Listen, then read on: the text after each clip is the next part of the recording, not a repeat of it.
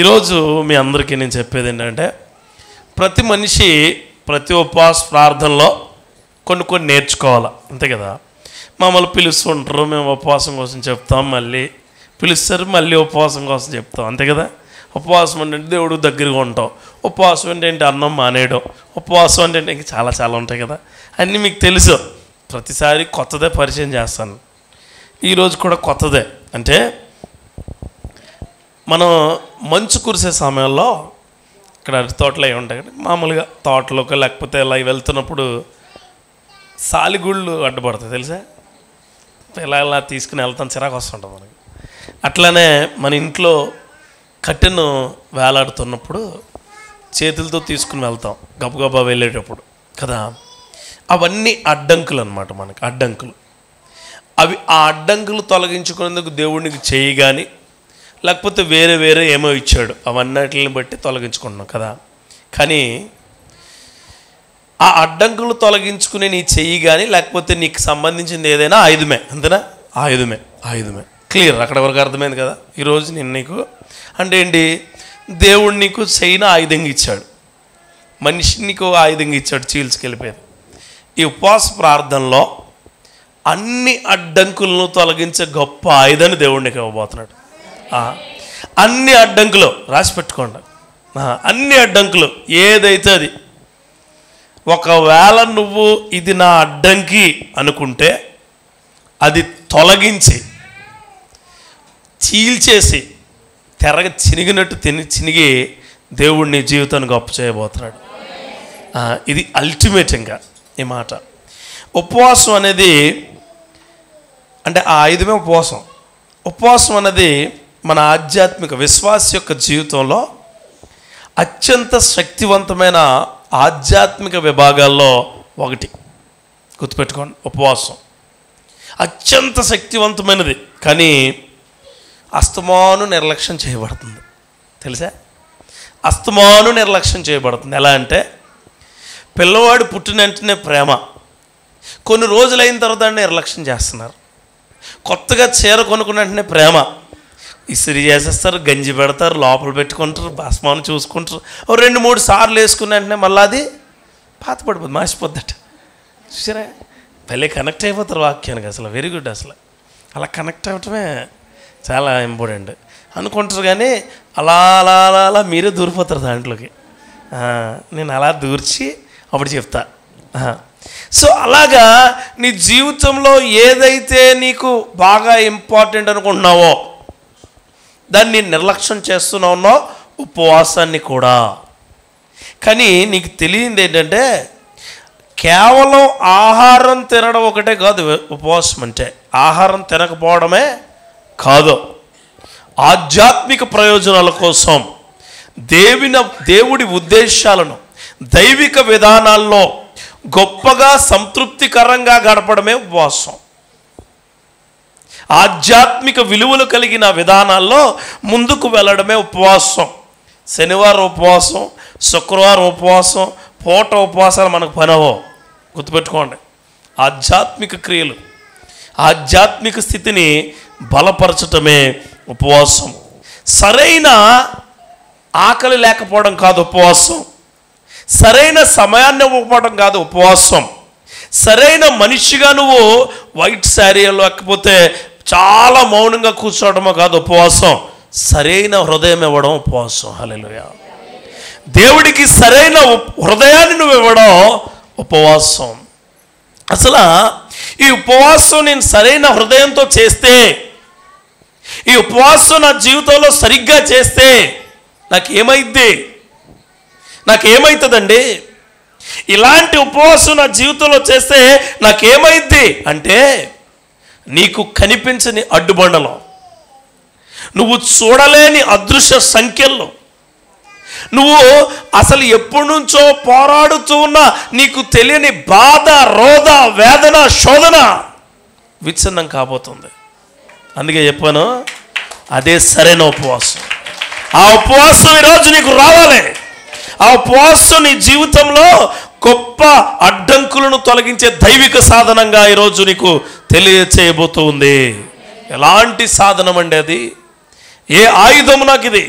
ఎలాంటి ఆయుధం నీకు అంటే యెషయా 58లో ప్రవక్త చాలా గొప్పగా ఉపవాసం కోసం చెప్తాడు. దేవుడు తన్ను గౌరవించే ఉపవాసాన్ని గొప్పగా వివరిస్తాడు. ఇది ఖాళీ ఆచారం కాదు, ఇది ఖాళీ క్రియ కాదు, ఇది ఖాళీ సంబంధించింది కాదు అంటూనే మీరు ఖాళీ అవ్వకుండా ఉండాలంటే ఉపవాసం ఎంత బాగుండాలో కేవలం 6 నుంచి 12 వచనాలు చదవద్దు, చెప్దాం. 6 నుంచి 12 వచనాలు చాలా గొప్పగా చెప్తాడు. అంటే మీరు అనుకోవచ్చు ఉపవాసం అంటే ఆచారం అని, ఉపవాసం అంటే బాహ్య ప్రదర్శన అని, ఉపవాసం అంటే నీలో ఏదో గొప్పది వచ్చేస్తుందని. కాదో, ఉపవాసం అంటే పరివర్తన, ఉపవాసం అంటే న్యాయం, ఉపవాసం అంటే స్వస్థత కార్యం జరగడం, ఉపవాసం అంటే నీలో కొత్త ఉత్తేజాన్ని, దైవిక ఉత్తేజాన్ని తీసుకురావడం. నిజమైన ఉపవాసం అంటే దేవుని యొక్క విధానాలు, దేవునితో సహవాసం చేసే విధంగా ఉండడం. అంతేగాని ఉపవాసం చేస్తే పొద్దున్న సాయంత్రం వరకు అయిపోయిందని అనుకోమాకండి. ఈ ఉపవాస పండుగలు ఆయన చెప్పారు సంవత్సరానికి వస్తాయని. నిజమే, సంవత్సరంలో ప్రతి ఆదివారం నువ్వు వెళ్ళొచ్చు, ప్రతి శుక్రవారం నువ్వు వెళ్ళొచ్చు, క్రిస్మస్కు నువ్వు వెళ్ళొచ్చు, ఈస్టర్కు నువ్వు వెళ్ళొచ్చు. కానీ అన్నిటికీ వెళ్ళింది వేరు, హృదయాన్ని దేవుడికి సమర్పించి వెళ్ళింది వేరు. హల్లెలూయా. నిజంగా నువ్వు అన్నిటికీ క్రిస్మస్కి సంతోషంగా వెళ్తావు, ఆదివారం నువ్వు సరిదిద్దుకోవడానికి వెళ్తావు, శుక్రవారం నువ్వు ఏంటో తెలుసుకోవడానికి వెళ్తావు, లేకపోతే ఈస్టర్ని నువ్వు ఆయనకు అయ్యో నువ్వు నీ క్రియలు మరలా వస్తున్నాయి ప్రభు అని తెలుసుకోవడానికి వెళ్తావు, గుడ్ ఫ్రైడే రోజుని అయ్యో నా జీవితం నీ కొరకు, నా కొరకు నీ జీవితాన్ని త్యాగం చేసావు ప్రభు అని వెళ్తావు. కానీ ఉపవాసానికి ఎలా వస్తావో తెలుసా? నా హృదయాన్ని సరిదిద్దయ్యా, నా జీవితాన్ని నిలబెట్టు, నాకున్న ప్రతి అడ్డుబండలు నువ్వు తొలగించి నా జీవితాన్ని నీకు అనుగుణంగా నిర్మించు. ఈ 365 రోజులు నా జీవితంలో ప్రతి అడ్డంకులు ఉపవాసం అనే ఆయుధంతో కొట్టి పడేయడానికి నా జీవితాన్ని బాగు చేయి అని నువ్వు వస్తే ఈ వాక్యం నీ కొరకే. లేఖనం అంతటా కూడా మనం చాలా చూస్తాం, చాలా అసాధ్యమైన పరిస్థితులను ఎదుర్కొన్న పురుషులు ఉన్నారు, స్త్రీలు ఉన్నారు, పిల్లలు ఉన్నారు. వారి వారి విధానాల బట్టి వారి వారి ఉపవాసాల్లో గొప్ప క్రియలుగా ఎంచబడ్డారో.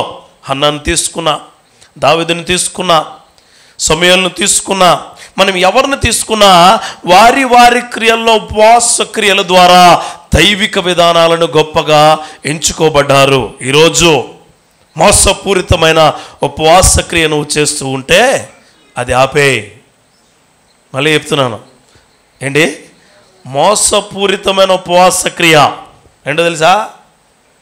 అమ్మ ఉందమని ఉంటాం, పాస్టర్ గారు ఉండమని ఉంటాం, పాస్టర్ గారు ఉన్నారని ఉండమంటాం. కాదో, దేవుడికి నీ హృదయం ఆహారంగా పెడితే అది నిజమైన ఉపవాసం. హల్లెలూయా. నువ్వేం చేస్తావు? నీకు ఆయుధం ఇస్తే పట్టుకోగలదువా నువ్వు? Are you able to handle that weapon? నువ్వు పట్టుకోగలదు ఆయుధాన్ని? అందుకే అంటున్నాడు ఆయన, నీకు ఆయుధాన్ని ఇవ్వడం లేదు. ఎవరైతే ఆ ఆయుధాన్ని పట్టుకునే శక్తి ఉంటుందో వారికి నేను ఇస్తాను. అదే ఉపవాసం అనే ఆయుధం. హల్లెలూయా. ఈరోజు రాత్రికాల సమయంలో ఈ 3 రోజులు ఎలా ఉండాలో దేవుడు చెప్తున్నాడు. ఆమేన్. ఏమి నువ్వు చేయాలో తెలియపరచడానికి దేవుడు సిద్ధంగా ఉన్నాడో. ఏమి నువ్వు చేయాలో గుర్తుపెట్టుకో. అసలు ఉపవాసం ఏం తొలగిస్తుంది? నా జీవితం నుంచి ఏం తీసేస్తుంది అంటే 6వ వచనం చదువుదాం. 6వ వచనం, దుర్మార్గులు కట్టిన కట్టును విప్పుటయు, ప్రతి కాడిని విరగొట్టుటయు. కానీ ఉపవాసం, ఇప్పుడు ఉపవాసాలు అలాగ ఉన్నాయా? ఏమంటున్నాడు ఉపవాసం అంటే? పెయిన్. ఉపవాసం అంటే ఏమంటున్నాడు? యుద్ధం. ఈ ఉపవాసం అంటే ఏమంటున్నాడు ఆయన? కట్టబడిన కట్లు విప్పేయమంటున్నాడు ఆయన. కానీ ఇప్పుడు ఉపవాసం అంటే ఏమి లేవు. అమ్మయ్యా 3 రోజులు పండగలు అయిపోయినాయి. పండగలు మీ భాషలో అర్పణలు. హల్లెలూయా. ఉపవాసం అంటే నువ్వు అర్పించే అర్పణ. ఉపవాసం అంటే దేవుడికి నువ్వు ఇచ్చే నైవేద్యము. ఉపవాసం అంటే దేవుడికి నువ్వు సమర్పిస్తున్న ఈ యొక్క అంతరాత్మ. ఏంటి లోపల ఉండదు, బయటికి కాదా. బయట చేయొద్దన్నాడు ఆయన అసలు. అందుకే చెప్తున్నాను, ఉపవాసం మొట్టమొదటి చెప్తున్నాను, ఉపవాసం ఎప్పటి నుంచో నీకున్న బానిసత్వ అడ్డంకులు తొలగించి పడేస్తుందామా. నీకున్న మొట్టమొదటిది రాసుకోండి కుదిరితే, ఉపవాసం ప్రతి బానిసత్వ సంఖ్యలు తొలగిస్తుందని. అదే అక్కడున్న ప్రజలకు చెప్తున్నాడు ఆయన. ఇదిగో ఉపవాసము ప్రజలు బంధనములో ఉంచే ఆధ్యాత్మిక గొలుసులు, ఆధ్యాత్మిక తాళ్లను చీల్చిపడేస్తుంది. ఈరోజు ఏ దుష్టత్వ బంధకాల్లో ఉన్నావు నువ్వు? దుష్టత్వ బంధకాలు అంటే ఏంటి? మానసిక ప్రశాంతత లేకపోవడం, సరైన అవగాహన కలిగిన జీవితం లేకపోవడం, భార్య భర్తల మధ్యన మంచి సంబంధాలు లేకపోవడం, కుటుంబాల్లో ఎవరికి తెలియకుండా ఒకరికొకరు ఇబ్బందులు కలగజేస్తూ ఉండడం, అసలు నువ్వు ఏ పని ఎందుకు చేస్తున్నావో తెలియకపోవడం, అసలు నీ యొక్క పరిస్థితులు ఎలా ఉన్నాయో నీకు అవగాహన లేకుండా చేయడం. అంటారు కదా, ఏమని? బుర్ర స్థిమితం లేదండి. ఏంటట? నీకోసమే మాట చెప్తున్నాడు. ఏమని? దుర్మార్గులు కట్టిన కట్టును విప్పుటయో. ఎవరు కడుతున్నారట? ఎవరు? దుష్టక్రియలు, దురాత్మ కట్టిన కట్టులు విప్పబడ్డమే ఉపవాసం అనే ఆయుధం ద్వారా జరుగుతుంది. ఆమేన్. ఎవరు కట్టిన కట్లు? ఏ కట్లు కట్టేశాడు అతను? సాతాను నీకు ఏ కట్లు కట్టాడండి అంటే, దేవుని ఉద్దేశ ప్రకారం ఉపవాసము ఉన్నప్పుడు అదృశ్య సంఖ్యలు, అదృశ్య క్రియలు తెగిపోతాయి. ఉండి చూడండి ఒకసారి. నీ ఇబ్బందికరమైన ఆలోచనలు నీ సంఖ్యలు అయితే, ఈరోజు నేను చెబుతున్నాను, అలాంటి సంఖ్యలు, అదృశ్య సంఖ్యలు ఈరోజు దేవుడు తెంచివేయబోతూ ఉన్నాడు. నీ కుటుంబంలో నీకు తెలియని శోధన నేను వెంబడిస్తూ వెంటాడుతూ ఉంటే, దేవుడు క్రియలతో చెబుతున్నాను, ఆ అదృశ్య సంఖ్యలైనా తెంచబోతూ ఉన్నాడు. ఏముండాలి నీ దగ్గర? ఉపవాసం ఉండాలి, ఫాస్టింగ్. మీరు అంటారు కదా ఫాస్టింగ్. ఆయుధం నీలో ఉంటేనే, ఆల్అవుట్ నీ ఇంట్లో ఉంటే దోమలు నీ దగ్గరికి రావు. నిజమే. తలుపులకి గొళ్ళాలు పెట్టుకుని తాళం వేసుకుంటేనే దొంగలు నీ దగ్గరికి రారు. వర్షం వస్తున్నప్పుడు బయటికి వెళ్తే రెయిన్ కోట్ గొడుగు ఉంటేనే నువ్వు తడవు, లేకపోతే మొద్దైపోతావు. అలానే అదృశ్య సంఖ్యలు, అదృశ్య క్రియలు నీ జీవితంలో తెగాలి అంటే నువ్వు ఉండాల్సిన ఉపవాసం ఉండాల్సిందే. ఆచారంతో ఉండే ఉపవాసం కాదా? 6 గంటల నుంచి 6 గంటల వరకు పెట్టుకున్నది కాదు. 3 గంటల నుంచి 3 గంటల వరకు పెట్టుకున్నది కాదు. 12 ఎప్పుడైద్దో 12 అయిన వెంటనే, అదే మీకు తెలుసుగా, 12 అయిన వెంటనే అలారం పెట్టుకుంటారు. లేవడానికి అలారం పెట్టుకోరు, పడుకోవటానికి అలారం పెట్టుకోరు, ఎక్కడికైనా పనికి వెళ్ళడానికి అలారం పెట్టుకోరు, చర్చికి వెళ్ళడానికి అలారం పెట్టుకోరు. ఉపవాసం టైం అయిపోవడానికి అలారం పెట్టుకుంటారు. పెట్టుకున్న వెంటనే ఇంకా దానికి 2 గంటల ముందే ఉపవాసమైన వెంటనే పాలు తాగాల, పాలు తాగిన వెంటనే గుడ్డు తినేలా, గుడ్డు తిన వెంటనే బిర్యానీ తినేలా, బిర్యానీ తినే మళ్ళీ రేపు ఉపవాసం ఉండాలా. ఆరాధనకి టైం టేబుల్ ఉండదు, దేవుడితో మాట్లాడడానికి టైం టేబుల్ ఉండదు, వాక్యం ఉండడానికి టైం టేబుల్ ఉండదు. కానీ నువ్వు పాటించే ఉపవాసానికి మాత్రం there is a time table. అలాంటి అదృశ్య సంఖ్యలు దేవుడు ఈరోజు నీ జీవితంలో అలాంటి బంధకాలను నాశనం చేయబోతూ ఉన్నాడు. ఉపవాసం అనే శక్తి నీలో ఉంటే దాంట్లోనే ఉంటుంది. ఏమన్నాడు? కాడిమోను. చూడండి, కాడిమోను మేకులు తీయటం అంటే బరువైన భారాలు. చాలామంది అండి, మీరు మోసే భారాలు ఏంటో తెలుసా? 50 కేజీల బియ్యం బస్తాలు కాదు భారం. నిజమే. మీరు మోసేవి ఈ లోకంలో బైబిల్ అంతా కలిపితే మనం మోసే దారుణమైన భారాలు ఏంటో భయం. రేపు ఏమైపోద్ది, నా పిల్లలు ఏమైపోతారు, నా కుటుంబం ఏమైపోద్ది, అయ్యో నా చుట్టూ ఉన్న పరిస్థితులు ఏమవుతాయి, ఈ భయాలు. అప్పులను వాళ్ళ భయం, ఇబ్బందులు, ఇబ్బందికరమైన మనుషుల వల్ల భయం, నిరాశ, అపరాధ భావాలు, ఇలాంటి బరువైన భారాలన్నీ కూడా ఉపవాసం అనే శక్తి తీసివేయబోతూ ఉంది. ఈరోజు చెప్తున్నాను, నీకు అర్థమయ్యే రీతికి చెప్తున్నాను వాక్యం, నీకు అర్థమయ్యే రీతిగా మళ్ళా చెప్తున్నాను. ఎలాంటి బరువైన భారాలు ఉన్నాయో నీ జీవితంలో, అది ఈ ఉపవాస దినాల్లో తొలగిపోవాలి. నీకు తొలగిపోవాలంటే నీ దగ్గర ఏముండాలా? ఆలౌట్ ఉండాలా? మా ఇంట్లో దోమలు రావట్లేదే, ఆలౌట్ ఉంది. చిన్నప్పుడు ఒక యాడ్ ఉంటుంది తెలుసా, పాప ఏడ్చింది, అయితే వుడ్వర్డ్స్ పట్టు. ఎందుకు? నేను చిన్నప్పుడు నీకు అదే పెట్టేదాన్ని. విన్నారా మీరు? అది యాడ్ భలే ఉంటుంది. ఇది ఉపవాసం ఒక్కరికే కాదు, అందరికీ జరుగుద్దండి. ఆమేన్. అందరికీ. ఏవేళ గ్రంథంలో ఉంటుంది, నేను లాస్ట్లో చూపిస్తాను. నేను ఈ ఫస్ట్ పాయింట్ అయిన తర్వాత అందరికీ జరుగుద్ది. ఒక్కసారి ఉండడం అలవాటైతే నీ జీవితంలో నీకు బరువైన భారాలన్నీ తేలికైపోతాయి. అదే అంటాడైనా, ప్రయాసపడి భారం సమస్య జనులారా నా యొద్దకు రండి, నీ హృదయాన్ని నాకు ఇస్తే నీ భారాలన్నీ నేను తేలిక చేసి పడేస్తున్నా. ఐల్ మేక్ యూ లైట్ వెయిట్గా చేసేస్తాను అన్నాడు. అంతే. నీకు భారాలు ఉంటే అవి భారాలుగా అనిపించు, ఇబ్బందులు ఉంటే ఇబ్బందులుగా అనిపించు. ఇబ్బందికరమైన క్షణాలు ఇంకోటి ఉంటుంది దీంట్లో, అపరాధ భారాలను ఉంటాయి. ఏమనంటే, నేను ఏదో తప్పు చేశాను, ఆ తప్పు వల్ల ఎలా జరిగిపోతున్నాయేమో. క్రైస్తవులు ఎప్పుడు అనుకోమకూడదు, గుర్తుపెట్టుకోండి. ప్రార్థన చేసేటప్పుడు తప్పు చేశాను ప్రభు అని బాధపడు, ఇబ్బంది పడు. ప్రార్థన అయిపోయిన తర్వాత నా దేవుడు నన్ను క్షమించి ఉన్నాడు, నా దేవుడు నన్ను పాపం ఇద్దరు గొడవ అయిందనుకోండి, వీళ్ళిద్దరూ దేవుడి దగ్గర సమాధానం పడతారు, వాళ్ళిద్దరిద్దరూ సమాధానం పడరు. అదే కదా మన దగ్గర ఉన్నది, అదే పెద్ద భారం. ఆవిడ వస్తుంటే ఈవిడ రాదు, ఆవిడ చూస్తే వీడికి మండిపోతూ ఉంటుంది, ఆవిడ పక్కన కూర్చుంటే ఈవిడ పక్కన తేళ్ళు జర్లు మొత్తం రకరకాల దారుణమైన బళ్ళన్నీ పాకేస్తుంటే ఒళ్ళంతా. మరి ఏం చేయాలో అర్థం కాదు. ఇప్పుడున్న జనాల క్రైస్తవం మరలా వీళ్ళు ఏం చెప్తారంటే, నేను దేవుడితో రోజు మాట్లాడతాను.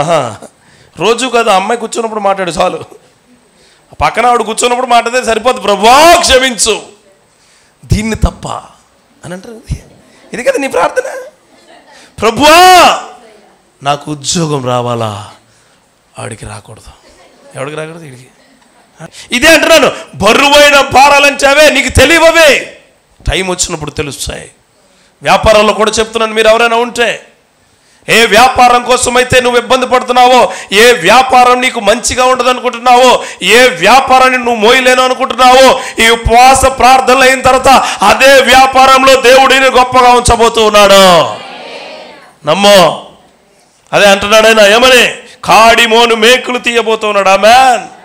ఏ మేకులైతే నీకు తెలియని శక్తి కొట్టేసిందో దేవుడు ఉపవాసం తగి లాగి పడైపోతూ ఉన్నాడు. ఆమేన్. లాగైపోతున్నాడు. మళ్ళీ చెప్తున్నాను, లాగి పడైపోతున్నాడు. దేవుడు చాలా గొప్పోడండి.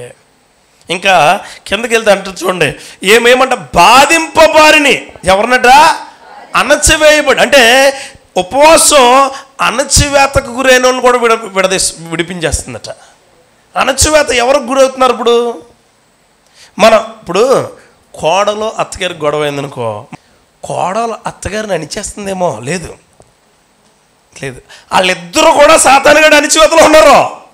మీకు తెలియని విషయం ఏంటంటే, మామగారికి అల్లుడికి గొడవ అయితే మామగారు అల్లుడికి గొడవ కాదు, అదే సాతానికి వాళ్ళిద్దరికి గొడవ. మన ఇంట్లో గొడవ ఏదైతే మన ఇంట్లో కాదు గొడవ, సాతాను నడిపింపులో అణచివేత గురవుతున్నాం మనం. మన సంఘంలో ఇబ్బంది వచ్చిందంటే సంఘములో ఉన్న సభ్యులతో కాదు, సంఘ కాపరి సభ్యులతో కాదు, సంఘ కాపరి పాస్టర్లతో కాదు, సాతాను నీతోని గొడవ. అలాంటి అణచివేయబడిన ప్రతి అణచివేతను దేవుడు ఉపవాస ప్రార్థనలో విడుదల చేయబోతూ ఉన్నాడు. నమ్మండి, ఆయన విడుదల చేయవలసిన వ్యక్తి. గుర్తుపెట్టుకోండి, ఈ అణచివేత శారీరకంగా ఉండొచ్చు, ఆధ్యాత్మికంగా ఉండొచ్చు, భౌతికంగా ఉండొచ్చు, వ్యాపార పరంగా ఉండొచ్చు, ఎలా అయినా ఉండొచ్చు. నా దేవుడు నా అణచివేతను విడుదల చేస్తాడు. ఆమేన్.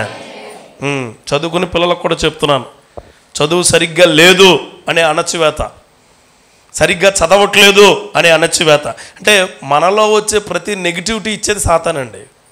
దేవుడు నెగిటివిటీ ఇవ్వడు, గుర్తుపెట్టుకోండి. మనలో వచ్చే ప్రతి ఇబ్బందికరమైన వ్యతిరేక మాట ఎవరిచ్చేది? మనం ఎవరు అణచివేతలో ఉన్నట్టు?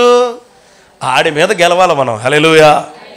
దేవుడు క్రియలతో చెబుతూ ఉన్న మాట ఏంటంటే, ప్రతి అణచివేయబడిన క్రియ నుంచి విమోచన క్రియను దేవుడు నీకు దయచేయబోతూ ఉన్నాడు. ఇక చివరికి చూడండి, ఇంకా అంటాడైనా ప్రతి కాడిని. కాడి అంటే ఏంటి? కాడి అంటే ఏంటి? ఎద్దులు తెలుసా? ఎద్దులంటే తెలుసు అంటే అలా చూడకండి. ఎద్దులు మీకు తెలుసులే. ఎద్దులు తెలుసా? 2 ఎద్దులను కట్టి మధ్యలో ఒకటి కట్టేవారు. దాన్ని ఏమండేవారు తెలుసా? అసలు కాడి అంటే ఏంటి తెలుసా? నియంత్రించేది.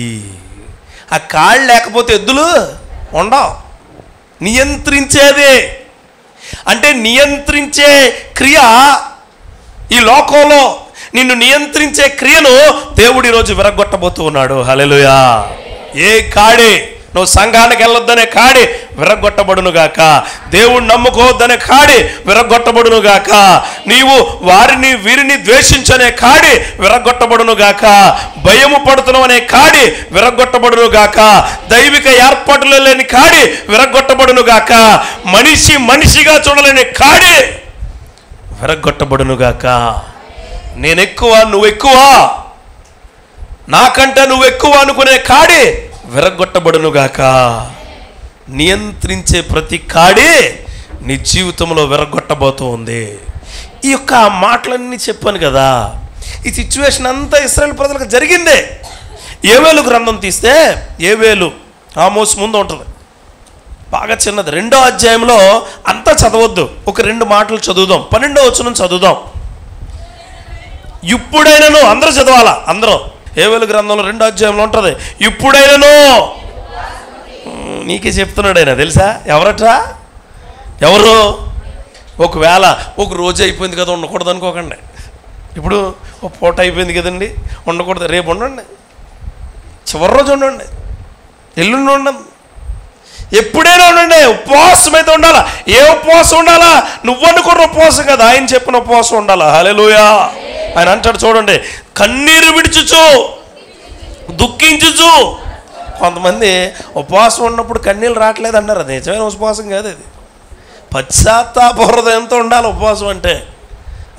కొంతమంది రాకపోయినా ఏడుపు తెచ్చుకుంటారు, బలవంతమైన ఏడుపు తెచ్చుకుంటారు కొంతమంది. నిజమైన కన్నీరు వస్తే మాటలే రావు, గుర్తుపెట్టుకోండి. కన్నీళ్ళ వస్తాయి. హల్లెలూయా. కన్నీళ్ళ వస్తాయి, నిజమైన కన్నీళ్ళు. ఆయన అంటాడు, ఆ దావీదు, నేను అంగలార్చుతూ ఉండగా నా నోరు మోగపోయింది.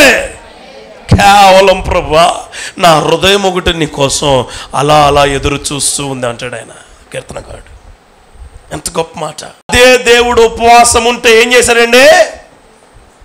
జాలిపడ్డాడు, రోషంతో జాలిపడ్డాడు. ఈరోజు నువ్వు చేసిన పాపాన్ని బట్టి, నువ్వు చేసిన ఇబ్బందులను బట్టి, దేవుడికి వ్యతిరేకమైన క్రియలు నువ్వు చేసిన దాన్ని బట్టి ఆయన నీ పైన ఇబ్బంది పడినా ఈ ఉపవాసం అలాంటి అడ్డంకులను తీసివేయబోతూ ఉంది. ఎస్, క్లియర్గా చెప్తున్నాను. కొంతమంది నేను వాక్యం సరిగ్గా వింటలేదు కాబట్టి ఉపవాసం ఉండలేదు. ఇప్పుడుండు. దేవుడు నిన్న నేడు రేపు ఒకేలా ఉన్నాడు. నిన్నది గుర్తు చేసుకోవద్దు అన్నాడు ఆయన, రేపు గుర్తు చేసుకోవద్దు. ఈరోజు ఎలాగ ఉంటావా అలానే ఉండు, రేపటిని గూర్చి చింతించొద్దు అన్నాడు ఆయన. అసలు బాధపడొద్దు నువ్వు అన్నాడు కదా, ఈరోజు బాధపడు. హల్లెలూయా. ప్రభువా, నాకు ఇచ్చిన ఈ మాటను బట్టి తప్పు చేశాను, నాకు ఇచ్చిన ఈ చూపును బట్టి తప్పు చేశాను, నాకు ఇచ్చిన ఈ జీవితాన్ని బట్టి తప్పు చేశాను, నాకు ఇచ్చిన ఈ యొక్క క్రియలను బట్టి తప్పు చేశాను, నన్ను క్షమించు అంటే ఆయన నీతో ఏమంటాడు తెలుసా? జాలిపడును. ఏమంటాడు ఆయన? మనం మీకు తెలుసా ఆయన కృప మన మీద ఎందుకో తెలుసా? ఆయన జాలిపడ్డాడు కంటే కృప ఉంది. లేకపోతే మండుచున్న పొద, నోవాహు ఓడ, ఇలాంటివన్నీ చూద్దాం. మనం ఖచ్చితంగా చూద్దాం. నిజంగా అలాంటివి వచ్చుంటే మనం నిజంగా ఈ దేవుడి దగ్గరికే రావాలి. ఆమేన్. ఇబ్బంది వచ్చినా, కష్టం వచ్చినా, కన్నీరు వచ్చినా, నీ మీద పిడుగులు పడిపోయినా, ఎదుటి వ్యక్తి నీ మీద భారం వేస్తున్నా, ఎదుటి వ్యక్తి రాళ్ళు వేసి చంపేస్తానన్నా, నీ మీద రాక్షసుల గుంపు దాడి చేస్తున్నా, నువ్వు దేవుని సన్నిధిని విడిచిపోవద్దు. ఉండాలి, ఆయన దగ్గర ఉండాలి, దేవుడు నీ దగ్గర ఉండాలి అనే తపనతో ఉండాలి. హల్లెలూయా. యాకోబు వలె పెనుగులాడాలా. మన అర్థమా? ఆడేవారుంటే గట్టిగా హల్లెలూయా చెప్పండి. పోన్లే, కొద్దిగానే వచ్చిందిరా సౌండ్. రెండో మాట, ఫస్ట్ మాట ఏంటి? బానిసత్వంతో ఉన్న ప్రతి అడ్డంకు దేవుడు తీసేస్తాడు. ఏముంటే? ఉపవాసంతో ఉంటాయి, ఉపవాసం ఉంటాయి. రెండోది ఉపవాసం. ఇంకోటి ఏం చేస్తా తెలుసా? ఉపవాసం. ఇప్పుడు నన్ను ఇక్కడ పిలిచారు కాబట్టి నేను ఇక్కడికి వచ్చాను, అంతేనా? పిల్లదనుకో, నేను వస్తే ఈయన ఎందుకు వచ్చాడు అనుకుంటారా? ఆయన అనుకుంటారు ముందు, పెద్ద ఆయన అంటే మీ పాస్టర్ గారు పిలిచాడు అనుకుంటారా? తర్వాత ఈయన అనుకుంటారా మిమ్మల్ని పిల్లదు కదా, పాస్టర్ గారు బాబు కంగారుగా వచ్చి ఇప్పుడు ఎందుకు వచ్చారండి అంటారా? రేపు వస్తే ఎలా ఉంటుంది? మామూలుగా జనరల్గా చెప్తున్నాను, జనరల్గా నన్ను పిలిచారు కాబట్టి వచ్చాను కదా. నేను నా ఫోటో వేసి నన్ను పిలిచి మీ డేట్ ఉందండి అంటేనే కదా వచ్చాను. పొద్దున్న వస్తే రానిస్తారా? నా జోక్యం ఉంటుందా? ఉపవాసం అంటే దేవుని జోక్యానికి మార్గం ఇవ్వడం. హల్లెలూయా. దేవుడికి ఒక రోడ్ వేయడం. రా నా దగ్గరికి, నాకున్న ప్రతి అవసరతను తీర్చో, ఆహ్వానం పలకడం. ఉపవాసం దైవిక జోక్యానికి మార్గము సిద్ధం చేస్తుంది. చూడండి ఏం చేస్తుంటే ఉపవాసం రోడ్డు వేద్దా నీకు దేవుడికి. ప్రభువా నీకోసం నేను ఎదురు చూస్తూ ఉన్నాను, నీకోసం నేను శక్తివంతమైన క్రియల కొరకు నేను ఎదురు చూస్తూ ఉన్నాను. దివ్వే ఆయన అంటాడు నేనే మార్గం. ఎప్పుడు మార్గం?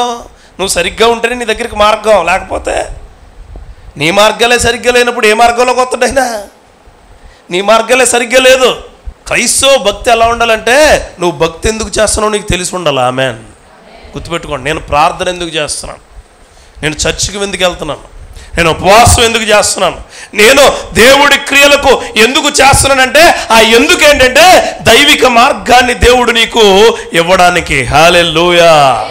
చూడండి, దేవుడు జోక్యం చేసుకుంటే ప్రతి వ్యతిరేకత తొలగుతుందండి. నీకున్న వ్యతిరేకత ఏదైనా సరే పోద్ది. చూడండి, ఫర్ ఎగ్జాంపుల్ ఈ ఊరికి మన చీఫ్ మినిస్టర్ గారు వస్తున్నారు రేపే. ఎలా ఉంటుంది తెలుసా? రోడ్లు కొత్త రోడ్లు వేసేస్తారు. చెట్లు ఒకటి కూడా కనపడవు, మొత్తం అన్నీ కొట్టేస్తారు. మొత్తం వీధులన్నీ ఎలా ఉంటాయి? మామూలు వెలిగిపోతాయి లైట్లతో. ఇంకా ఎక్కువ మాట్లాడితే ఎలా ఉంటుంది తెలుసా? సువాసన వచ్చేస్తూ ఉంటుంది. 5 సంవత్సరాల నుండి సీఎం వస్తున్న రోడ్లు ఎలా ఉంటే నీ హృదయంలోకి డైరెక్ట్ దేవుడు వస్తున్నాడు. దేవుడికి స్తోత్రం కలుగునుగాక. నీ హృదయంలోకి వస్తున్నాడు ఆయన. నీకున్న ప్రతి ఇబ్బంది, ప్రతి అలసట, ప్రతి క్రియ తీసివేయడానికి ఆయన వస్తూ ఉన్నాడు. గుర్తుపెట్టుకో, ఎలాంటి వ్యతిరేకత అది కొట్టివేయబడును గాక. ఇంకోటి చెప్పనా, దీంట్లోనే దేవుడు వస్తే మన జీవితంలో ఏమవుతుందంటే నువ్వు ఇబ్బందుల్లో ఉన్నప్పుడు, ఫర్ ఎగ్జాంపుల్ నేను చీకట్లో ఇక్కడ నుంచి బండి వేసుకుని అమలాపురం వెళ్తున్నా అనుకుందాం, ఎగ్జాంపుల్స్ చెప్తున్నా అనుకున్నా. నేను ఆ రోడ్డు దాటిన వెంటనే టైర్ పంచర్ అయింది. నేను ఫస్ట్ ఫోన్ ఎవరికి చేస్తాను? పాస్టర్ గారికి చేస్తాను ముందు. నేను ఎక్కడికి వచ్చాను? నేను ఎవరి దగ్గరికి వచ్చాను? సింగరేపల్లి వచ్చాను. నేను ఎవరికి ఫోన్ చేస్తాను? ఈయనకే చేస్తాను. ఎందుకు చేస్తాను? ఆయన ఏదోటి సర్దుబాటు చేస్తాడని. అందుకే చెప్తున్నా, నాకు సంక్షోభం వచ్చినప్పుడు నేను ఎక్కడి నుంచి వచ్చానో అలాగే చెప్పాలా. దేవుడికి స్తోత్రం కలుగును గాక. నువ్వు ఎక్కడి నుంచి వచ్చావు ఈ లోకానికి? దేవుడి దగ్గర నుంచి. నీకు ఇబ్బంది వచ్చినప్పుడు ఎవరికి చెప్పాలి? రోడ్డు పక్కన ఉన్నోడుకో, రోడ్డు ఎదురు ఉన్నోడుకో, పంచర్ షాపుడుకో, టైర్ల షాపుడుకో చెప్తే పని అవుదా? ఈయనకి చెప్తే ఈయన మార్గం ఏంటో చూపిస్తాడు నాకు. అందుకే ఎస్తేరు దాంట్లో ఒక మాట ఉంటుంది. ఎస్తేరు గ్రంథం తీయండి, 4వ అధ్యాయము 16వ వచనం ఒకసారి చదువుతారా? నువ్వు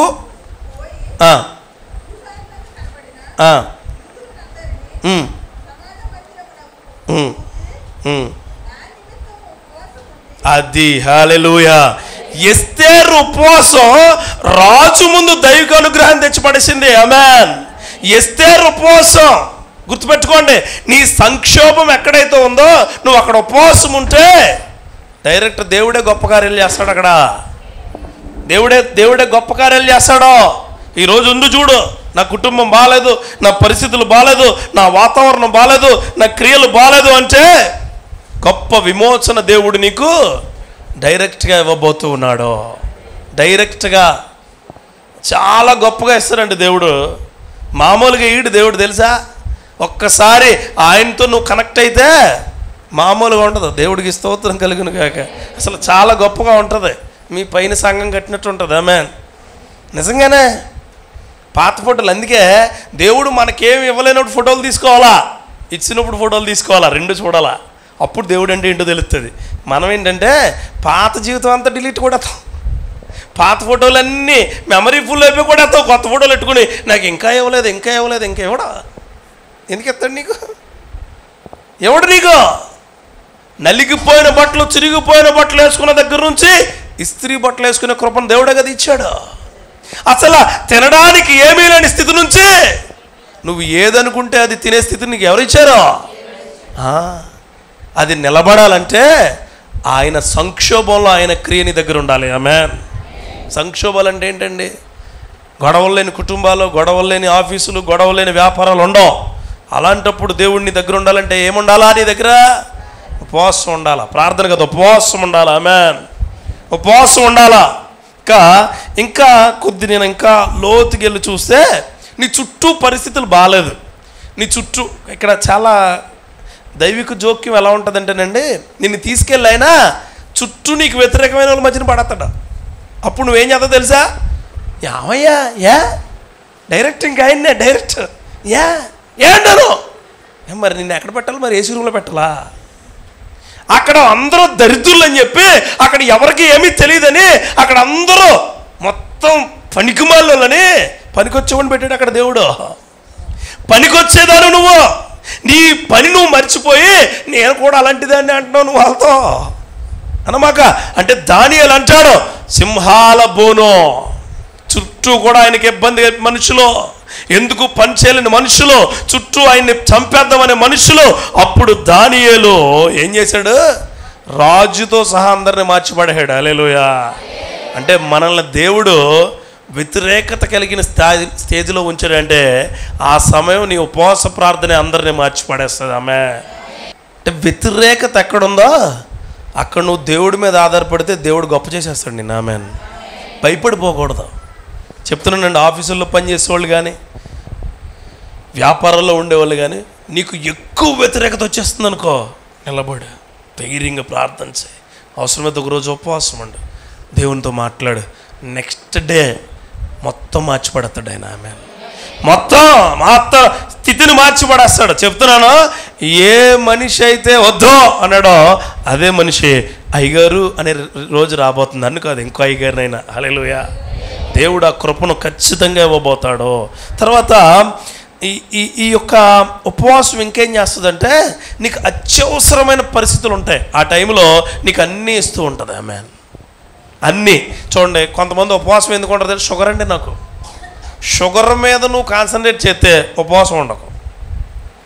ఆరోగ్య స్థితిని చూసుకో, దేవుడిచ్చింది అది. మళ్ళీ చెప్తున్నాను, చాలామంది చెప్పినప్పుడు ఇదిగో నీకు ఆరోగ్యం బాగాలేదు, ఉపవాసం ఉండి ప్రార్థన చేయి, గుండె నొప్పి తగ్గదా? చచ్చిపోతావు, ఖచ్చితంగా చచ్చిపోతావు. ఎందుకు? డాక్టర్లు ఎవరిచ్చారు? దేవుడే. డాక్టర్లు దేవుడే. లోక ఎవరు? వైద్యుడేనా? చూడండి, దేవుడు మాట అంటాడు, నీ పని నువ్వు చేయి, నా పని నేను చేస్తాను. ఆమె నీ పని నువ్వు చేయి, నీ క్రియలు నువ్వు చేయి, ఆ క్రియలకు నేను కూడా తోడుంటాను. గుర్తుపెట్టుకోండి, జక్కయ్య అక్కడ ఇక్కడ తిరుగుతున్నప్పుడు వెళ్ళలేదు యేసయ్య. జక్కయ్య పని మొదలెట్టిన తర్వాత యేసయ్య పని మొదలెట్టాడు. హల్లెలూయా. జక్కయ్య పనేంటి? యేసును చూడాలనే ఆలోచన. జక్కయ్య పనేంటి? యేసు నా జీవితాన్ని మార్చగలడు, యేసు నా జీవితంలో నాలాంటి వాడిని ఇష్టపడగలడు అనుకునే ఆలోచన వచ్చినప్పుడే యేసయ్య వెళ్ళాడు అక్కడికి. ఆమేన్. మీకు ఇంకో మాట చెప్పనా? మార్త మరి ఉంది కదా, నువ్వు వచ్చాయి నేను రానన్నాడు ఆయన. ఎందుకు? వీళ్ళకి నమ్మకం లేదు, విశ్వాసం లేదు. వీళ్ళని ఏమన్నాడు తెలుసా? నా సమయం వచ్చినప్పుడు నేను వస్తా, నువ్వు అనుకున్నప్పుడు నేను రానా, నువ్వు అనుకున్నప్పుడు నేను రానా. ఇదిగో నువ్వు ఇక్కడ ఉంటే ఇటు చచ్చిపోబోదురు కదా. అంటే ఏంటి? ఆయన వచ్చింది కావాలనుకుంటాం తప్ప ఆయన మీద నమ్మకం లేదు. ఇక్కడ ఉన్న చాలామందికి అదే. పాస్టర్ గారు నెత్తి మీద చేయడితే ప్రార్థన చేస్తే అన్నీ అయిపోతాయి అనుకుంటారు తప్ప, యేసు నాతో మాట్లాడాడు, ఆయన క్రియలు నా జీవితంలో గొప్పగా ఉంటాయని మాత్రం అనుకోవట్లేదు. చెప్తున్నాను, పాస్టర్లను గౌరవించండి, నమ్మకండి. మళ్ళీ చెప్తున్నాను, పాస్టర్లను గౌరవించండి. గౌరవం వేరు, నమ్మకం వేరు. నమ్మకం వేరు. పాస్టర్లను ఆరాధించకండి. అది వినోదైనా ఎవరైనా సరే ఇష్టపడండి. ఇష్టపడడం ఏంటి? వాక్యం బాగా చెప్తాడు, అర్థమైంది అంతే. మీరు వస్తే అమ్మో అవి చేయకండి. మీరు వస్తే ఏంటి? ఎవరైనా సరే దేవుడు మాటే అంటే నీకు ఒక్కొక్కరి మాట ఒక్కోలాగా అర్థమైద్ది. బేసికల్గా పౌలు గారి మాట ఒకటి, తిమోతి గారి మాట ఒకటి, దావీదు గారి కీర్తనలా ఉంటుంది. మళ్ళా వాళ్ళు ఉన్నారు కదా, ఎవరు కుమారులు, ఏ కుమారులు, వాళ్ళ కీర్తన వేరే ఉంటుంది. మోషే గారు రాసింది వేరేగా ఉంటుంది. ఒక్కొక్కరిది ఒక్కో స్పెషల్ ఉంటుంది. కరెక్ట్గా చదివితే అంటే బైబిల్ నీకు అంతా ఒకలాగా అర్థమవుతుందంటే నేను ఏం చేయలేము. మరి ఇంకా ప్రసంగి చదివితే చెమటలు పట్టేస్తాయి. ప్రకటన చదివితే రేపు చచ్చిపోతామేమో అనిపిస్తుంది. రేపే అయ్యి బాబోయ్ ఏంది ఇది. కీర్తనలు చదివితే నా కోసం కాదులే అనిపిస్తుంది. సామెతలు చదివితే అయ్యి బాబోయ్ నేనే అనిపిస్తుంది. అదే ఆదికాండం చదివితే నన్ను రమ్మంటున్నాడు వెళ్ళాలా వద్దేమో అనిపిస్తుంది. అదే నిర్గమకాండం చదివితే భయపడుతూ బతకాలా అనిపిస్తుంది. అదే లేవికాండం చదివితే నీకు అనిపిస్తుంది దేవుడు కరెక్ట్గా రాశాడు, అవన్నీ పాటించబోతామో వాసిపోద్దురు బాబు అనిపిస్తుంది.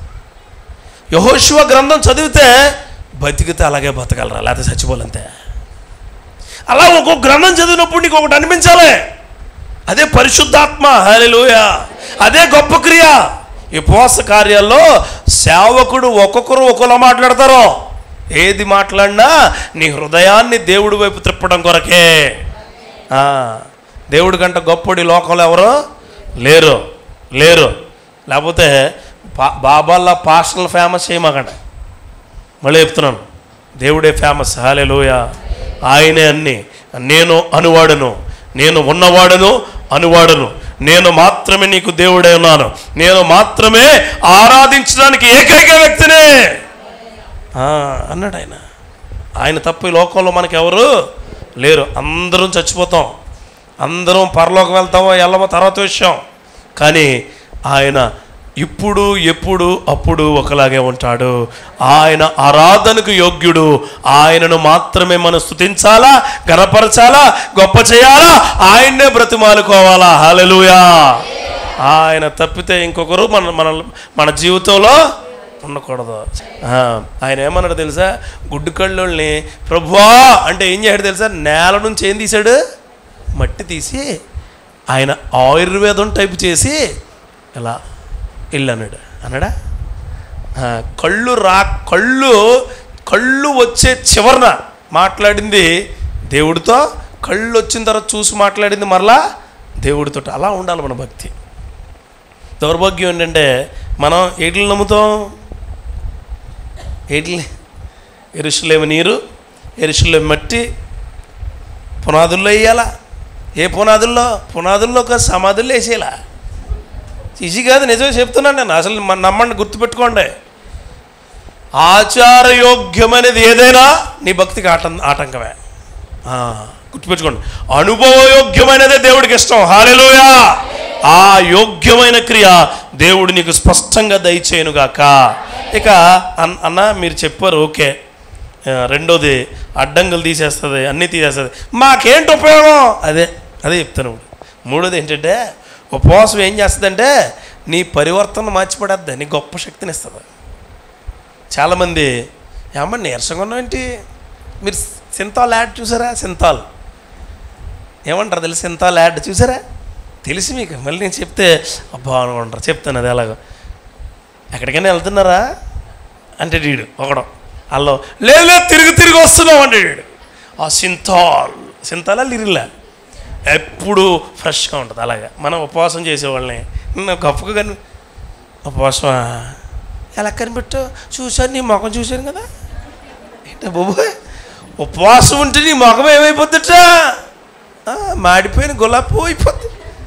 ఉపవాసం ఉంటే వెళ్ళిపోతావు నువ్వు. ఉపవాసం ఉంటే పక్కన తీర్థం జరిగితే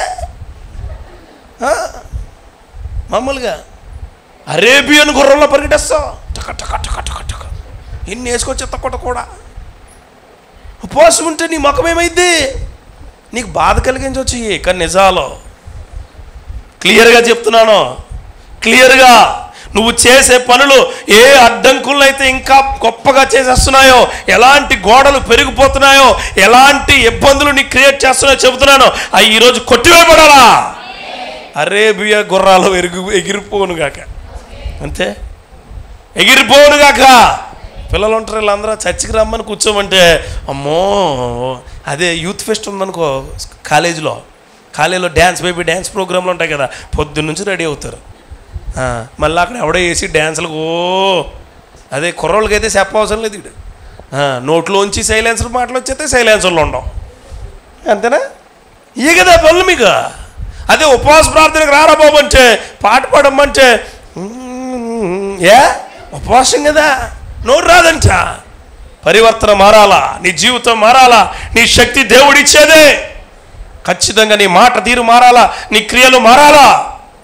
ఉపవాస క్రియల్లో నువ్వు ఖచ్చితంగా పరివర్తన క్రియలతో ముందుకు రావాలా. అలా ట్రాన్స్ఫర్మేషన్ అంటారు దాన్నే ఇంగ్లీష్లో. పరివర్తన అంటే ట్రాన్స్ఫర్మేషన్. మారాలి నువ్వు జీవితంలో. నువ్వు ఉపవాసం ఉన్నప్పుడు అందరికీ కనిపించకూడదు అన్నాడు దేవుడు. అందరికీ నీ మొహం ఆ విధంగా ఉందని చెప్పకూడదు అన్నాడు దేవుడు. అన్నాడు కదా, వాక్యం చెబుతుంది. కానీ నువ్వేంటి, అక్క వేసేస్తుందా? నాకు కూడా వేసేస్తుంది బాబాయ్. లాస్ట్ ఇయర్ మీద ఇయర్ బాగా నీరసం అయిపోయాను. లాస్ట్ ఇయర్ మీద ఇయర్ నువ్వు నీరసం అయిపోయావంటే ఏంటి, దేవుడితో సరిగ్గా లేవు. గుర్తుపెట్టుకోండి, నేను ఉపవాసం ఉండలేను అంటే సైడ్ అయితే ఉండమాకండి. నేను ఖచ్చితంగా దేవుడితో ఉండాలంటే ఉండండి. మ్యాన్ రెండే మార్గాలు ఆయన. పట్టుకుంటే ఆయన పట్టుకో, లేకపోతే వదిలిపెట్టి. అదే అంటాడు ఆయన, ఏంటి, ఉంటే వేడిగా ఉండు, అదే చల్లగా ఉండు. నులివెచ్చగా ఉంటే నేనేం చేస్తానన్నాడా, ఉమ్మేస్తాడట, పడేయడా, ఉమ్మేస్తాడు. చూడండి, ఇక్కడ 2-3 మాటలు చెప్పి 4వ పాయింట్ చెప్తాను. చూడండి, దానియేలు గ్రంథం 10వ అధ్యాయం 2-3 చదవండి. తొందరగా వెళ్దాం, ముందుకు వెళ్దాం. ఆ దినములు యందు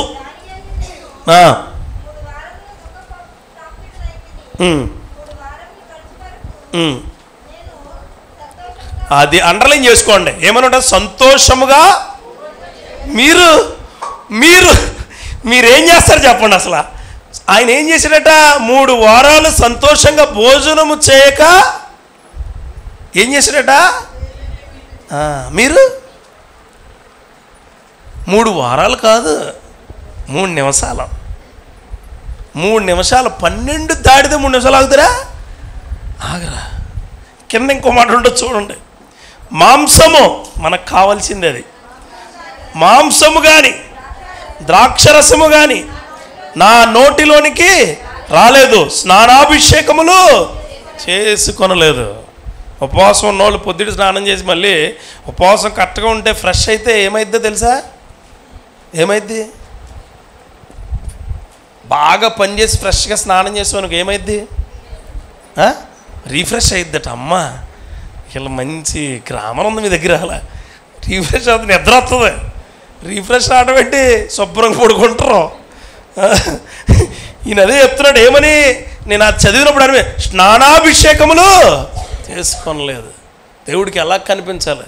హృదయం పవిత్రంగా ఉండాలనుకున్నాడు తప్ప శరీరం కానీ పై వస్త్రములు కానీ భౌతికంగా దొరికేవేమీ పవిత్రంగా. గుర్తుపెట్టుకోండి నా సహోదరి సహోదరులారా, ఉపవాసం ఆత్మను పొదును పెట్టాలా. ఆమెన్. ఉపవాసం దేన్ని పొదును పెట్టాలా? ఆత్మను, శరీరాన్ని కాదో. ఇది లోతైన రహస్యం. నీ ఆత్మ రోజు రోజుకి ఏమవ్వాలా? పదునవుతూ ఉండాలి. పదును అవుతుందని నీకు ఎలా తెలుసు అంటే, ఒక పని మీద నువ్వు ప్రార్థన చేస్తే అది అవుతుందని నమ్మకం నీకు వస్తుంది. అదే పదును. ఒక పని మీద నువ్వు ప్రార్థన చేస్తే, మేము ఎక్కడికైనా వెళ్ళినప్పుడు ప్రార్థన చేయండి అయ్యగారు అంటే నేను ఖచ్చితంగా ప్రార్థన చేస్తాను. నా పదును అలాంటిది. మంచి పదును మీద వార్చాలట.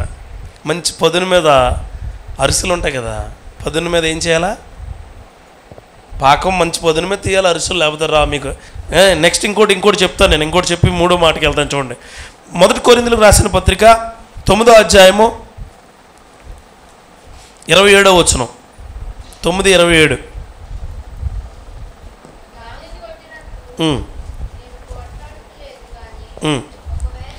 గాలిని కొట్టినట్లు నేను పోట్లాడలేదు కానీ ఇతరులకు ప్రకటించిన తరువాత పోదునేమో అని నా శరీరమును నలగొట్టి దాన్ని లోపరుచుకునుచున్నాను. ఉపవాసం ఏం చేస్తుంది? శరీరాన్ని నీ నియంత్రణలోకి తీసుకొస్తుంది. ఆమెన్. గాలిలో యుద్ధం చేస్తే పని అయిద్దా? గాలిని కొడితే పని అయిద్దా? లేదో. ఉపవాసంతో ఉంటే నీ నోరు బాగుంటుంది, నీ కళ్ళు బాగుంటాయి, నీ చూపు బాగుంటుంది, నీ హృదయం బాగుంటుంది, నీ మాట బాగుంటుంది, నీ క్రియలు బాగుంటాయి, నీకున్న ప్రతి ఆశీర్వాదము బాగుంటుంది. ఉపవాసంతో ఉండమంటాడు. అందుకే దేవుడు పౌలు గారు చెప్తున్నారు వాళ్ళకి, నేను గాలిని కొట్టినట్లు కాదు, నా శరీరాన్ని నేను నియంత్రించుకుంటూ ఉన్నాను. స్టెబిలైజ్ చేసుకోవాలంటే శరీరాన్ని, లేకపోతే చేసుకోవాలి. మీకు తెలుసా బైబిల్లో యేసుక్రీస్తు వారు కొండెక్కి 40 దినాలు ఉన్నారు కదా. ఎందుకున్నారు తెలుసా? ఆయన శరీరాన్నే నియంత్రించుకోవడానికి. కోపం, కామం, రౌద్రం ఇలాంటి క్రియలన్నీ యేసయ్యకు దూరం అయిపోయినాయి అంటే ఉపవాస క్రియల ద్వారా మాత్రమే. హల్లెలూయా. అలాంటి స్పష్టత, అలాంటి క్రియ యేసుక్రీస్తు నామములో నీకు దయచేయునుగాక. 2 పిల్లలు ఉంటారు ఇంట్లో. 2 పిల్లలు ఉన్న తల్లులు చేతులు ఎత్తండి ఒకసారి. దాంట్లో ఒకరు గట్టి నోరు ఉంటుంది, ఒకరు ఉంటుందా? కొద్ది వాళ్ళకి తెలుసుంటే వాళ్ళని ఉపవాసం ఉంచండి, నోరు తగ్గుద్ది. దేవుడికి స్తోత్రం కలుగునుగాక. 2 పిల్లలు ఉంటారు. 2 పిల్లలు, వారి నిమిత్తం 2 కొట్టుకుంటూ ఉంటారు కదా, వారి నిమిత్తం నువ్వు ఉండి ఉపవాసం ఉండి ప్రార్థన చేయి. వారిని కూడా ఉండమను. వాళ్ళిద్దరి మధ్యన సమాధాన క్రియ మొదలవుతుంది. హల్లెలూయా. ఇదే శరీర క్రియను లోబర్చుకోవటం అంటే. నీ భార్య భర్తలు సరిగ్గా చర్చి కాన్సన్ట్రేట్ చేయలేకపోతున్నారు, వాక్యంలో ఉండలేకపోతున్నారు, దేవుడి క్రియల్లో ఉండలేకపోతున్నారు. ఉపవాసం ఉండండి, దేవుడే తన క్రియలకు నడిపించుకుంటాడు. ఆమె ఉన్న స్థితిని దేవుడు లేవనెత్తుతాడు. దేవుడికి స్తోత్రం కలుగునుగాక. చివరిగా ఈ మాట చెప్పి నేను ముగిస్తాను. అసలు ఈ ఉపవాస విడుదల నీకు ఏమిస్తుందంటే నీ జీవితంలో మొట్టమొదటిసారి సంఘానికి వచ్చినప్పుడు ఎంత ఉత్తేజంతో ఉన్నావో ఉపవాస పండుగలు అయిపోతులోకి అదే వచ్చేదని ఎత్తుంది దేవుడు. హల్లెలూయా. మళ్ళా సేమ్ స్ట్రెంత్, సేమ్ అసలు ఏది మార్పు ఉండదు. నువ్వు బాప్తిసం తీసుకున్నప్పుడు ఎంత సంతోషం, ఎంత ఆనందంతో ఉన్నావో అదే ఆనంద క్రియలు దేవుడు నీకు దయచేయబోతాడో. సంఘం పెట్టిన కొత్తలో పెద్దయ్య గారు అలాగ ఉన్నారో, మీ సంఘ కాపరే ఈ ఉపవాస ప్రార్థనలు ఐదులోకి అలాగ ఉండాలా. దేవుడికి స్తోత్రం కలుగునుగాక. హల్లెలూయా. అంటే ఆ శక్తితో ఉండాలా. ఏం చేయాలి దేవుడి కోసం, ఏం చేయాలా, దేవుడు నాకు ఏమిస్తాడో అనబడే క్రియలు. అంటే మళ్ళీ మీకు ఇంకో ఆలోచన రావచ్చు, నేను బాప్తిసం తీసుకుంటలోకి నాకు జుట్టు ఎక్కువ ఉంది, ఊడిపోయింది, ఇప్పుడు మళ్ళీ ఇవ్వడాడు. ఇలాంటి మీరు శారీరకంగా అడక్కండి, ఏమి ఈడు మీకు అర్థమైందా? ఒక మనిషి మానసికంగా సిద్ధపడలేకపోతే ఏమీ చేయలేడు. ఆ మానసిక స్థితినే దేవుడు సిద్ధపరుస్తాడు. దేవుడికి స్తోత్రం కలుగును. అది ఉంటే చాలు కదా, దానికన్నా గొప్పది ఇంకేం కావాలా? అది ఉంటే చాలు. ఆర్ఆర్కే మూర్తి గారు తన చివరాంకంలో కూడా ప్రసంగాలు చేశారు. హుస్సేన్ గారు తన చివరాంకంలో కూడా ప్రసంగాలు చేసి ఉన్నారు. దేవుడి మీద ఇష్టంతో సేవ చేయాలా, దేవుడి మీద ఇష్టంతో ప్రార్థన చేయాలా, దేవుడి ఇష్టంతో వాక్యం వినాలా, దేవుడి మీద ఇష్టంతో ఆదివారం ఆరాధనకు రావాలా, దేవుడి మీద ఇష్టంతో ఉపవాసం ఉండాలా, దేవుడి మీద ఇష్టంతో ఏ పనైనా చేయాలా. అది నువ్వు పాట పాడటమైనా, ఆరాధన చేయడమైనా, దేవుడికి కానుక ఇవ్వడమైనా, ఏదైనా దేవుడి మీద ఇష్టంతో ఇవ్వాలా. ఎవరి మీదనే ఇష్టంతో ఇస్తే అది దేవుడికి ఇష్టమై ఉండదు. దేవుడికి స్తోత్రం కలుగునుగా. చూడండి, అసలు నీకు ఏం తెస్తుందయ్యా అని అడిగితే ఆ 58వ అధ్యాయంలోనే ఇందాక చదివాం కదా, 8వ వచనం ఒకసారి చదవండి. యెషయా గ్రంథం 8 నేనే చదివేస్తాను చూడండి. నీ ఆహారము ఆకలిగొని వారికి పెట్టుటయు, నీ రక్త సంబంధికి ముఖము తప్పిపకుండుటయు, దిక్కుమాలిన పేదలు నీ ఇంటికి చేర్చుకున్నటయు, వస్త్రహీనుడు నీకు కనపడినప్పుడు వారికి వస్త్రములు ఇచ్చుటయు, ఇదే కదా నాకు ఇష్టమైన ఉపవాసం అని ఎంత స్పష్టంగా చెప్తున్నాడండి. కొత్తగా నువ్వు రావాలంటే లేనోడికి పెట్టమన్నట్టు. మీ ఇంట్లో నువ్వు అన్నం తింటే ఆ రోజు ఎంతో కొంత అన్నం వేస్ట్ అయితే అయిపోద్ది కదా, అది లేనోడికి పెడితే ఎంత బాగుంటుంది. లేనోళ్ళు వస్తారు కదా, ఎవరో నీకు తెలిసిన వాళ్ళు ఉంటారు, అదే మంచి కూర పట్టుకెళ్ళి నువ్వు వండుకునే కూర చిన్న బాక్స్లో తినమ్మా అని ఇస్తే ఎంత బాగుంటుందా. అది నిజమైన ఉపవాసం. ఆమేన్. అలాంటి శక్తి దేవుడు నీకు ఇచ్చునుగాక, అలాంటి కృప నీకు ఇచ్చునుగాక. ఎప్పుడు మన ఇంటికి ఎవరైనా అడుక్కునే వాళ్ళు వచ్చినప్పుడు మీరు తినే బియ్యం మంచి అయితే అడిగి ఇచ్చే బియ్యం ఇవ్వకండి. ఇంకా దౌర్భాగ్యం ఏంటంటే ఆదివారం సంఘంలో మన ఇంట్లో బియ్యం పెట్టిలో ఉండే బియ్యం వేరు, మనం ఇక్కడికి తెచ్చే బియ్యం వేరు అయి ఉంటే నీకంట భ్రష్టమైన వ్యక్తి ఇంకొకడు ఉండడం, నీకంట భ్రష్టమైన హృదయం కలిగిన వాళ్ళు ఇంకొకరు ఉండరు. శ్రేష్టమైన దేవుడికి ఇవ్వాలా. హల్లెలూయా. శ్రేష్టమైనది పేదలకు పెట్టాలా, శ్రేష్టమైనది గుడ్డ లేనోడికి శ్రేష్టమైన గుడ్డ ఇవ్వాలా, తిండి లేనోడికి శ్రేష్టమైన తిండి పెట్టాలా, సంఘానికి శ్రేష్టమైనది పట్టుకొచ్చి ఇవ్వాలా. హల్లెలూయా. అలాంటి గొప్ప ఉద్యోగ శక్తి దేవుడు నీకు దయచేయబోతూ ఉన్నాడు. ఇదే గొప్ప ఆయుధం నీకు ఈరోజు. ఇదే ఇంకా ముందుకు చదివితే 11వ వచనం చూడండి.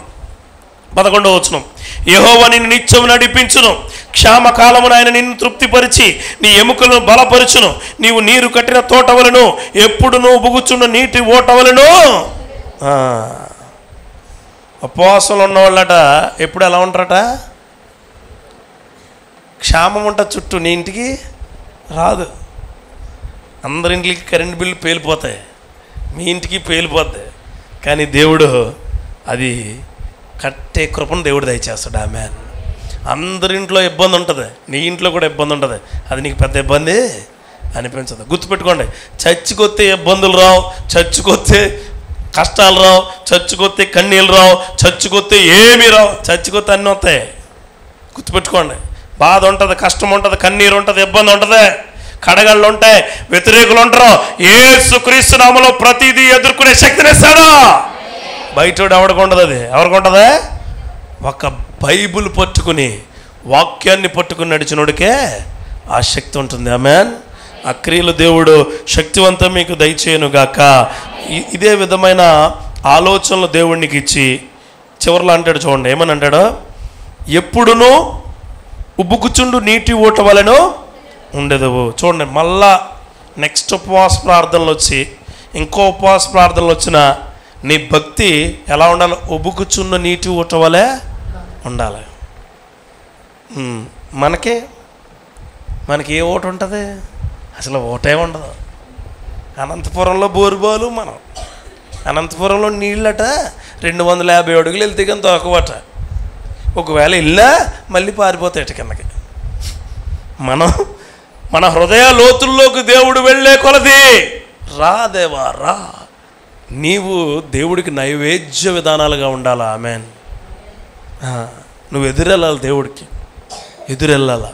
మీ ఇంటికి మీ అమ్మమ్మ వచ్చినప్పుడు చిన్నప్పుడు పిల్లలు ఎలా వెళ్తారో, ఇంటిని బయట నుంచి ఊరు నుంచి నాన్న వచ్చినప్పుడు ఏమైనా పట్టుకొస్తుంటే పిల్లలు ఎలా వెళ్తారో, మీ నాన్న మీ ఇంటికి పెళ్ళైన కొత్తలు వచ్చినప్పుడు ఎలా వెళ్తావో నువ్వు అట్టా దేవుడి దగ్గరికి ఎదురెళ్ళాలి. ఆమేన్. ప్రభువా నీ దగ్గరికి వస్తున్నానా, నీ దగ్గరికి ఎలా వస్తుందని తెలుసా? నాకు ఏవో స్వీట్స్ పట్టుకొస్తున్నావని నేను ఎదురు చూస్తున్నాను కదా, అలా నాకు కొత్త బట్టలు ఇస్తామని ఎదురు చూస్తున్నాను కదా, అలా నాకు తెలియని బొమ్మలేవో ఆడుకోవడానికి పట్టుకొస్తున్నావు కదా, అలా నా కుటుంబంలో ఇప్పటి వరకు సంతోషాలు లేవు, నీ కొరకు అంగలార్చి నీ ముందుకు వస్తున్నప్పుడు నాకు సంతోషాన్ని ఇస్తానన్నావు కదయా, అలా అలా ఎదురెళ్ళాలా. ఉపవాసం అంటే ఆశతో దేవుడికి ఎదురెళ్ళడం. హల్లెలూయా. ఆ ఆశలు నీ జీవితంలో దేవుడు స్పష్టంగా చిగురించునుగాక. గుర్తుపెట్టుకోండి, నీకు ఒక ఆయుధం ఇచ్చాం, ఆ ఆయుధం నీకున్న ప్రతి అడ్డంకులను బద్దలు కొట్టబోతుంది. ఎలాంటి అడ్డంకులు అంటే బానిసత్వ సంఖ్యలు విడగొట్టబడునుగాక. మొట్టమొదటిగా ఎప్పటి నుంచో బానిసత్వంతో పోరాడుతున్న నీ క్రియలన్నీ విడుదల అవ్వబోతూ ఉన్నాయి. ఆడపిల్లలకు బానిసత్వం అంటే ఏముంటుంది? సీక్రెట్స్ అవన్నీ కొత్తగా ఎవరైతే ఇక్కడ ఆడపిల్లలు ఉన్నారో, యంగేజ్లో ఉన్నవాళ్ళు, టీనేజ్లో మీరు ఖచ్చితంగా ఉపవాస ప్రార్థనలు ఉండాలి.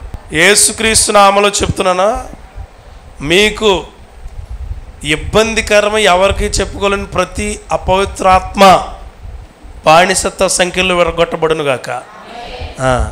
రెండోది, మన జీవితాల్లో ఉపవాసం దేవుడు ఇంటర్ఫీరెన్స్ ఉంటుంది. ఆమెన్. దేవుడు జోక్యం చేసుకుంటాడు ప్రతి. చూడండి, పక్కింట్లో గొడవ అయితే పెద్దానికి జోక్యం చేసుకుంటారు కదా అట్ట. చూడండి, పక్కింట్లో గొడవ అయితే ఏమైంది అని వెళ్ళిపోతావు కదా నువ్వు కాబోవా. అట్లా దేవుడు నీ జీవితంలో ఏం జరిగినా ప్రభువా అంటే వాట్ హ్యాపెన్, ఏమైంది, నేను ఉన్నాను కదా. ఆరోగ్యం బాలేదా, నేను ఉన్నాను కదా. ఆర్థిక స్థితి బాలేదా, నేను ఉన్నాను కదా. పరిచర్య బాలేదా, నేను ఉన్నాను కదా. అప్పులైపోయా, నేను ఉన్నాను కదా. నీకు ఇబ్బందికరమైన పరిస్థితులు ఎదురైనాయి కదా, నేనున్నాను కదా. ఉపవాసం ఉంటే అలా అంటాడు దేవుడు నేను. మూడోది, అసలు ఉపవాసం ఉంటే నీకేమవుతుంది? నీ జీవితమే మారిపోతాయి. మ్యాన్, ఉపవాసం ఉండి ప్రార్థన చేస్తే ఆ ప్రార్థన నీ జీవితంలోనే శక్తివంతమైన ప్రార్థనగా ఉంటుంది. ఉపవాసం ఉండి నీ జీవితంలో అన్ని క్రియలను చక్కబెట్టేవారిగా ఉంటే ఆ దేవుడు నీకు శక్తివంతమైన క్రియలు ఇస్తాడు. హల్లెలూయా. నీకేమిస్తాడయ్యా ఉపవాసం అంటే? ఆయనే నీకు తోడుగా ఉండి నడిపిస్తాడు. ఆమేన్. ఇక ఉపవాసం ఏం చేస్తుంది నా జీవితాన్ని అంటే ఆయనకు నీకు మార్గాన్ని కలుపుతుంది. హల్లెలూయా.